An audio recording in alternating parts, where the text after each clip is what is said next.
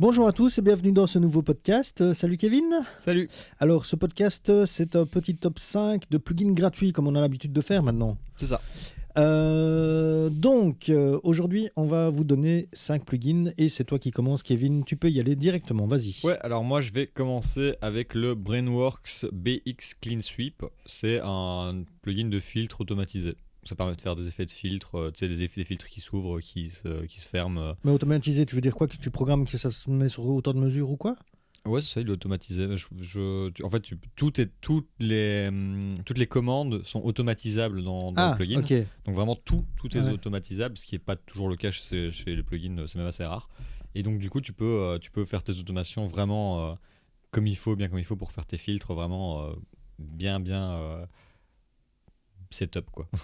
Ouais, mais ça, tu peux le faire, par exemple, chez nous, chez Pro Tools, tu peux le faire avec le channel strip, quoi. Qu'est-ce qui change Oui. par rapport à ça? Il y a plus de commandes, tu peux Ok. faire plus de choses.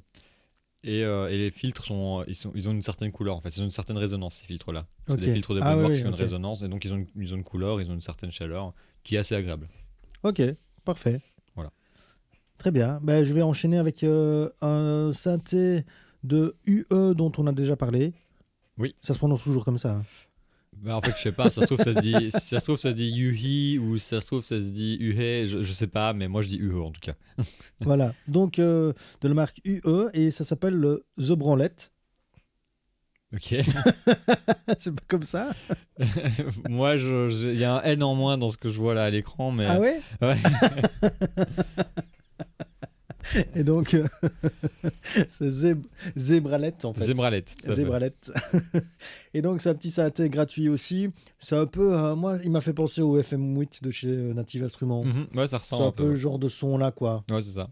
Donc, si vous n'avez pas les sous pour vous payer le FM8, vous pouvez déjà commencer par celui-ci. Ouais. C'est déjà pas mal. Ouais. Puis c'est tout. Bah oui, c'est tout, oui.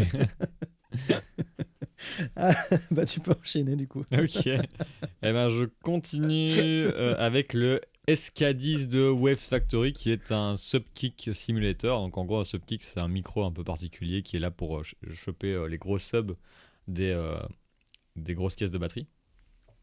En acoustique, tu veux dire? Ouais, les batteries acoustiques. Et donc c'est un truc qu'on met devant les grosses caisses pour choper vraiment tout le sub, toutes les graves de la batterie. Et donc du coup ça génère ça. En fait c'est une sorte d'EQ qui booste très fort certaines fréquences qui ressemblent à ce que le subkick peut sortir.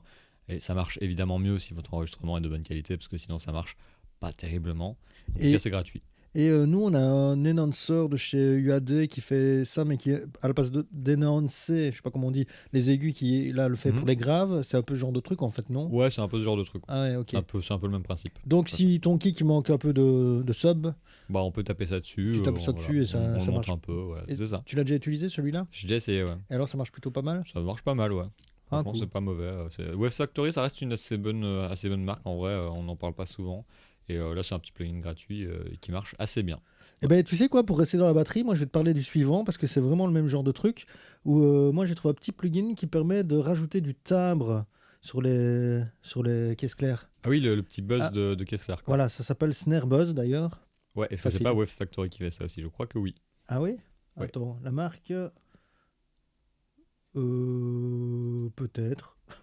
Oui, c'est Waves Factory. Ah ben Ok. voilà. Voilà. Eh ben voilà. Comme quoi, Comme voilà. quoi. Et Sans se concerter. sans se concerter, les grands esprits se rencontrent, dis donc. Et donc, et ça, j'ai été écouter la démo, je ne l'ai jamais utilisée personnellement, Ok. mais franchement, ça avait l'air assez convaincant. Donc en gros, ça rajoute du timbre en dessous de la batterie. Ouais, c'est en ça, dessous de le la bruit caisse métallique claire, quoi, C'est ça.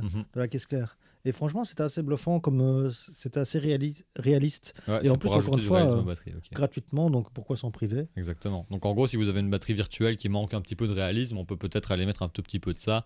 Alors, pas trop parce que ça devient vite énervant le son du timbre. En général, en studio, on essaie pas de l'éviter, mais de le diminuer.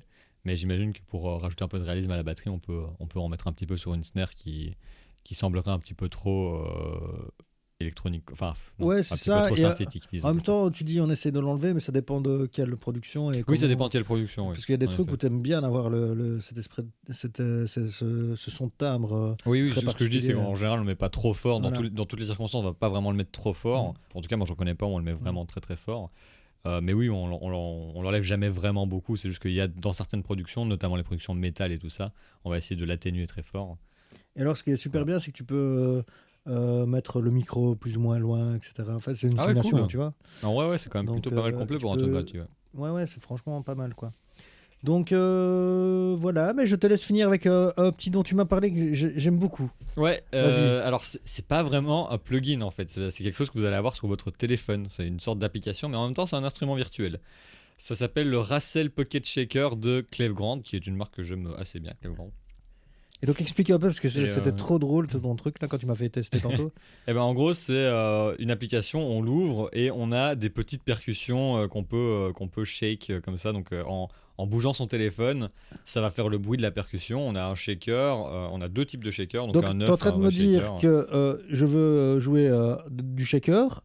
J'ai pas besoin d'acheter un shaker. Je télécharge l'application et je secoue mon téléphone comme un shaker. Ça fait le son du shaker. Ça fait le son du shaker, tout à fait, ouais.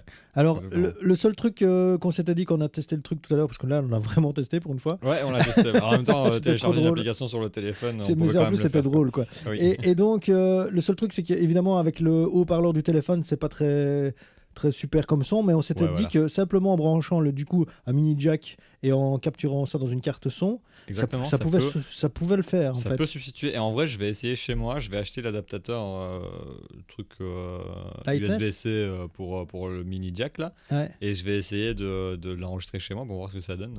Je vous dirai peut-être si on en reparle, je vous dirai si ça donne bien. Et ça ne marche vraiment que si on shake le truc, hein. Si on appuie dessus, ça marche pas. Et alors, il y a 4 trucs. Il y a un œuf, un vrai shaker long, un tambourin et des petites cloches.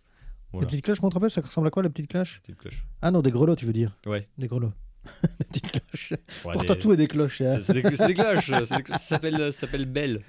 Et donc, du coup, bah, tu peux faire des trucs de Noël avec ça, tu vois. Ouais, c'est ça, tout à fait. Exactement. Les remixes de Noël. Tu n'as pas connu le truc. Les remixes de Noël. Le tout à truc, fait. attends, tu vois le tube planétaire ACD, DA, machin, là, tu vois de quoi je parle? Ah oui, là la SketchUp. La SketchUp, voilà. Et ben ils ont fait une version remix de Noël, et tu sais c'était quoi? C'était juste des grelots comme ça remis par au-dessus, ils en ont revendu des millions. Mais incroyable, hein. Incroyable. Allez revoir ça sur le net, il y a sûrement moyen de retrouver ça. Enfin bon, bref, c'était pour la petite anecdote rigolote. Et ben écoute, on va conclure là-dessus, sur ce petit shaker, On va conclure là-dessus. et sur ces grelots. Et sur ces gros lots. Tout Et à donc, fait. je te laisse conclure, comme d'habitude. Eh bien, sur ce, je vous souhaite un bon appétit. Et salut. Ciao!